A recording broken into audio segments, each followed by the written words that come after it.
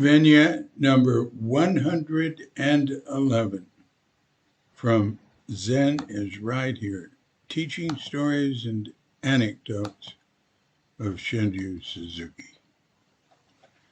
Speaking on the precept barring the use of intoxicants, Suzuki Roshi gave it a surprising interpretation.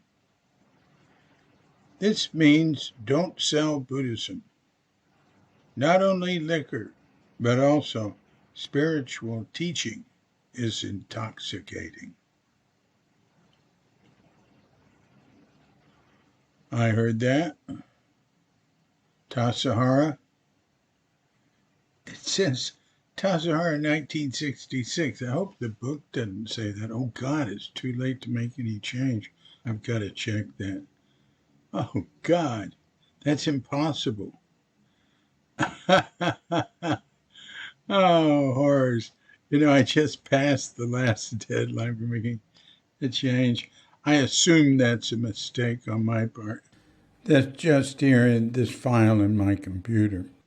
Well, I hope I remember it. I think I'll make a note. Excuse me for a moment while I make a note on that. Right up at the top. Incidentally, making a note frequently doesn't help because I don't have time to refer to my notes a lot. All right. ZIRH 111 TASS 66. No. No. I first went there in like 67 in March. So anyway, all right. Now we have that out of the way. So that should be 67. Listen, it could be any date. I heard him say that a few times. And the precept, it says the use of intoxicants. Well, it depends on which version you read, but I'm sort of used to reading don't sell intoxicants. And that would have been, I should have rewritten this one. But anyway, that's the use of intoxicant covers it. It'd be better written, speaking on the precept, barring the sale of intoxicants. See, this means don't sell Buddhism. Well, anyway, it's the sort of thing that nobody will care about. So, all right. So let's back to, he said this sort of thing all the time. Yeah, he seemed more concerned.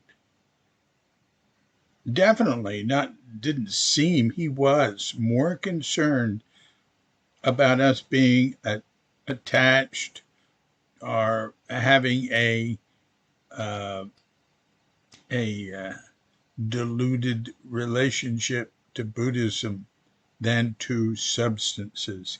He sort of figured we'd take care of the substance thing ourselves and that practice would help us take care of it. And of course, there's a lot of drinking in Japan, in Japanese Buddhism. Now, I've known priests and teachers that do not drink, but mainly I've known priests that do drink, and there's sort of a tradition there to drink too much sometimes when you drink, but it depends. But anybody who's been around a long time has known.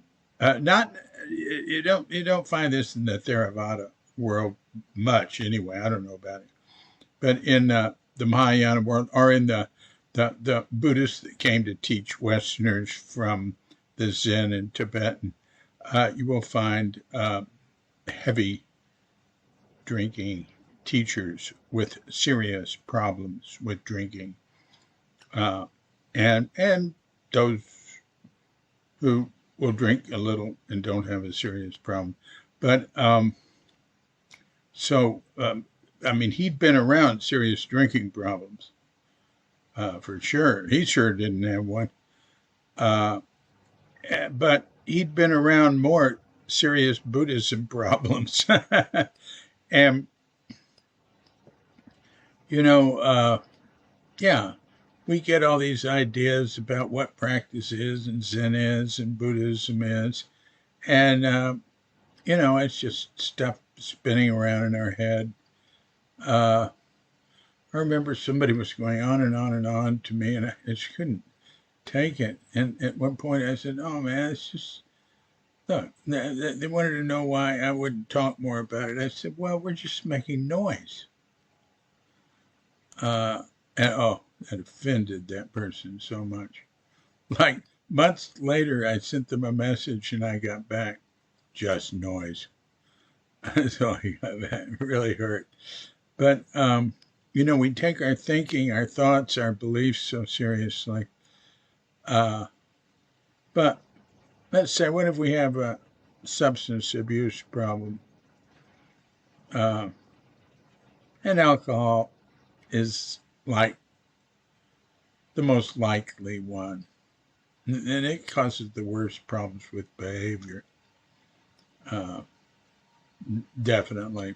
And also in general with violence. Alcohol is the drug with the closest correlation to violence.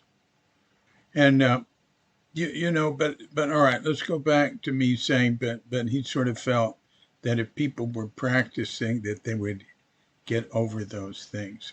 And I remember Bodhidharma was asked, well, what about sexual desire?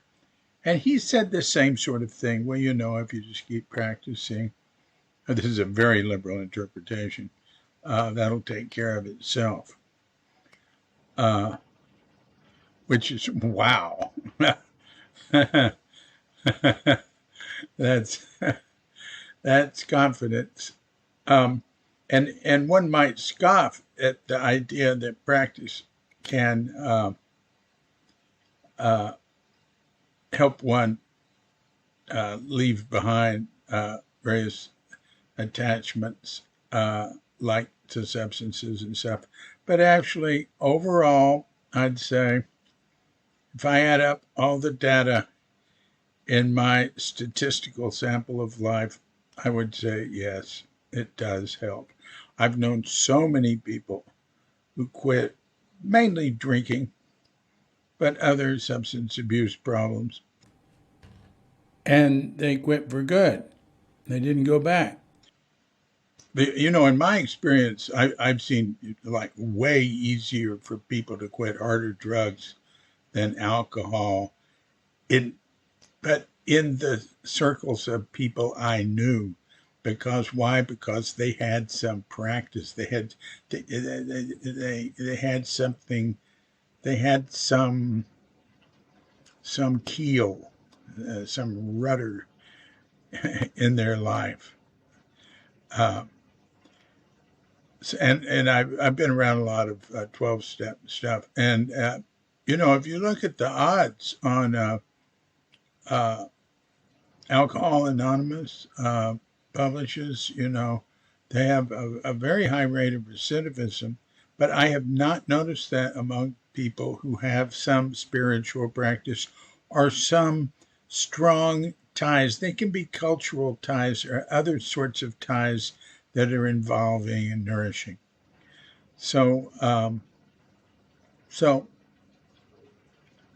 because of that sort of thing, I think Suzuki really was more interested in us not having an intoxicating relationship with practice or an intoxicating attitude, or he wanted to knock us off of our intoxicated attachments to Buddhism.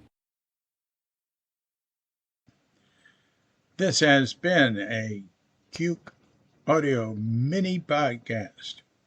I'm DC Poobah of Cuke Audio and Cuke Archives, coming to you from sleepy Sanur with Doggett Bandita, Feline Cuchita, and dear lovely Katrinka. And we're wishing you and yours and all of us a grand awakening.